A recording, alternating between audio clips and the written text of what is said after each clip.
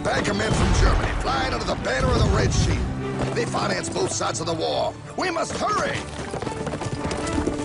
That's him, the Red Shield courier! Shoot him! No! I'm not shooting anyone. Damn it, High! What? He beat everyone back with the news of the war and told England that Napoleon won. The Red Shield bankers in London pretended that England was doomed and started selling their English stocks. The English went into a selling frenzy to get rid of worthless English money. But the English won, right? Of course they won, but it was a trick by Red Shield. They waited until the stocks plummeted to pennies and then bought England back for nearly nothing. What? They did that? How? When the English leaders found out, they had no choice but to give themselves over to the Red Shield. Their money was gone, and they were slaves to the Red Shield war debt. Since that time, the English have been paying their national taxes directly to the Red Shield private bankers. The people have no idea. But the bankers bragged about what they did to us, laughing at us all the way to the bank. Why, it's the best business I've ever done. If I can control a nation's wealth, I care not who makes its laws.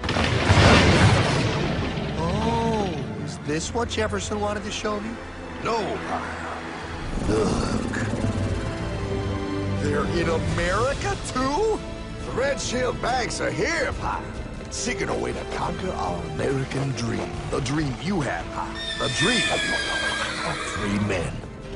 They tried to take over our country many times and failed because Jefferson and the Patriots vowed to stop the evil tyrants at all costs.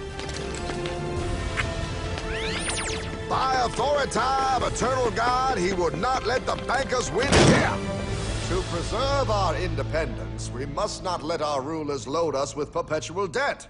We must make our choice between economy and liberty or profusion and servitude. Wow. I place economy among the first and most important of Republican virtues, and public debt is the greatest of the dangers to be feared. It is incumbent on every generation to pay its own debts as it goes. We must have a central bank to secure this country's finances. If the American people ever allow private banks to control the issue of their money, first by inflation and then by deflation, the banks and corporations that will grow up around them will deprive the people of their property until their children will wake up homeless on the very continent their fathers conquered. Jefferson, you're mad. This country will have a central bank. Who's that? America's first Secretary of Treasury. Alexander Hamilton? Not for long. Aaron Burr, Thomas Jefferson's vice president. They didn't take too kindly to our first Sec Treasury. Sweet shot, Burr. The first attempt at a central bank only lasted 20 years, and we shut it down. But the bankers tried again against Old Hickory President Andrew Jackson. You are a den of vipers and thieves. I intend to rout you out, and by the eternal God, I will rout you out. After surviving an assassination attempt, Jackson finally defeated the bank in 1836. When asked what was the greatest accomplishment in his life, Old Hickory replied, I killed the bank. And those were his last words. I killed the bank.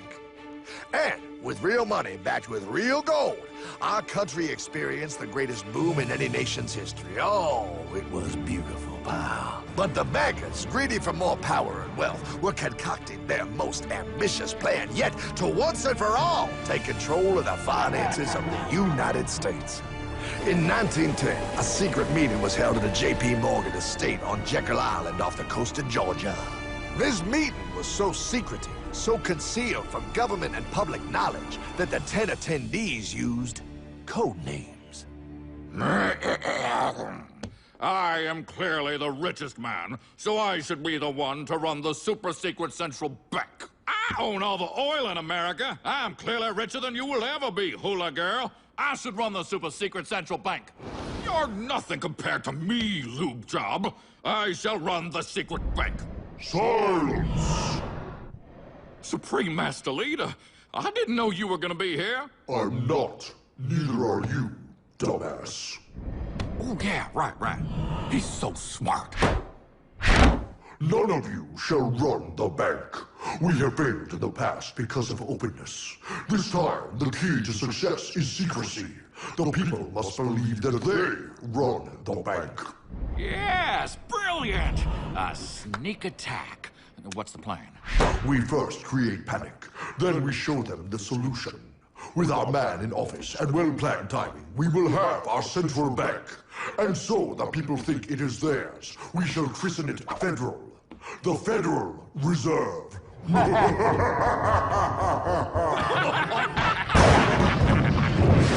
They struck on December 23rd, 1913. When most of our Congress were at home eating fruitcake, these bastards, I mean bankers, presented their treasonous act to their newly elected accomplice, Woodrow Wilson, who had fortuitously already agreed to sign it before he was even elected. Wait, the IRS? I thought we always had the IRS. No, pal. They did this to us too. The Fed now has the exclusive power to print America's money. They loan this money to our banks and our government at interest, putting immediate debt on our own money, printing more and more, so each dollar they print becomes worth less than the one before.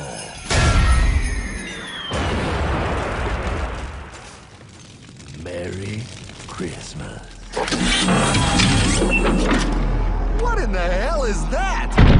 That, pal, is how our government now must pay back these debts to the Fed. Your taxes do not go to your government. They don't? It's the greatest theft in human history. But, oh, okay, I mean, I sort of get what you're saying, but it's also confusing. And really, Hartman, I don't see how it affects me at all. If I had more money, none of this would have happened. Hartman?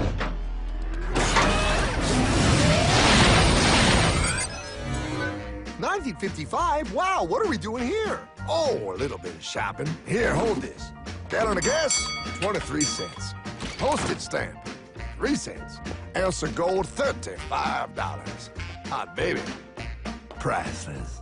Best be getting back. Hey, Hartman! I need my car, man! Oh, was that Michael J? Yeah, he'll be fine. Now, pal, would you agree that you have the same exact things you had in 1955? Yeah, 1 stamp, 1 gallon of gas, 1 ounce of gold, and 1 home. Wow, we just made a lot of money. Hey! Gotta pay your taxes. Bet it's nice to have made all that money. Wait, that isn't fair. Now I actually have less money. I can't even go buy the things I just sold. The IRS and the Fed's inflation work together, pal.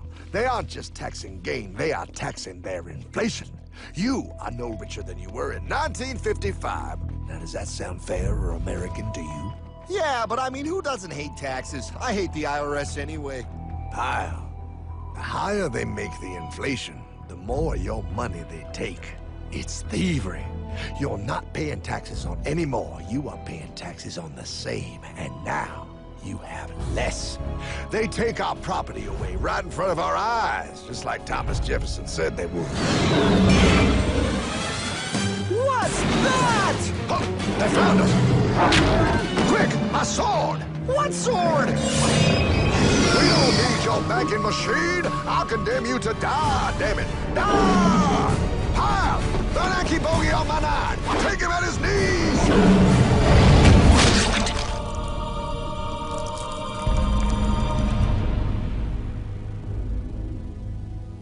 For we are opposed around the world by a monolithic and ruthless conspiracy that relies primarily on covert means for expanding its sphere of influence.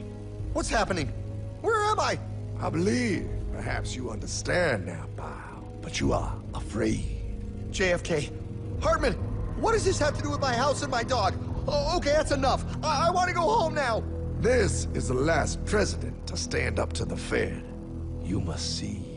On June 4, 1963, President Kennedy signed Executive Order 11110.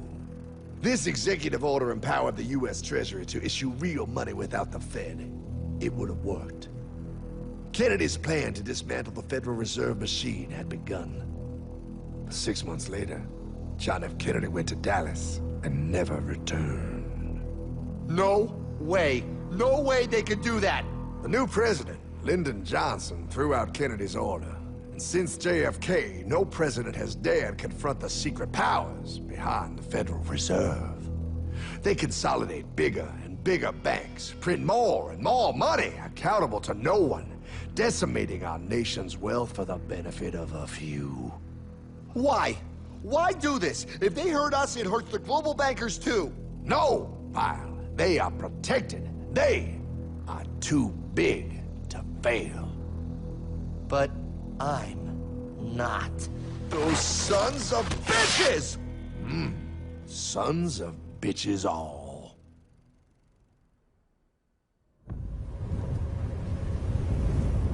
The day was cold. The wind sharp and strong. But we were determined. The bankers and their parasites had us vastly outnumbered, but their hubris made them weak. Not like us. Not like this band of immortals we have assembled. We have come to take back our... Hardman? Is that... My dog. Oh, Then the inevitable. The money kings could ignore us no longer. They sent an emissary, a cog in their machine of greed to bring about our submission. Hank Paulson. Hardman, this is blasphemy. We own the corners of the earth. It is futile to challenge us. Oh, I've seen that look before. That of a predator taking in the scent of its prey. Bold, fearless, the look of a free man. You have come far, Hardman. Farther than most. Be smart now. Join us. We will bring you money, power, everything you want. You can be one of us, if you will kneel.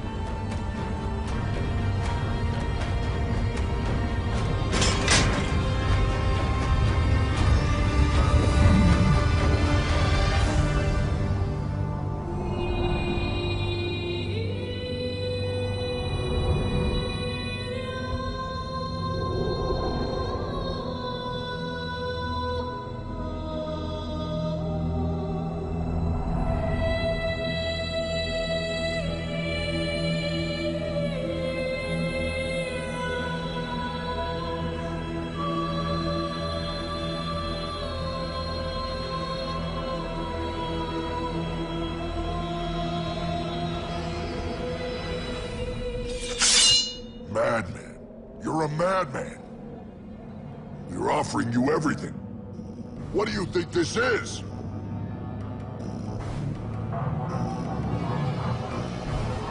This is America!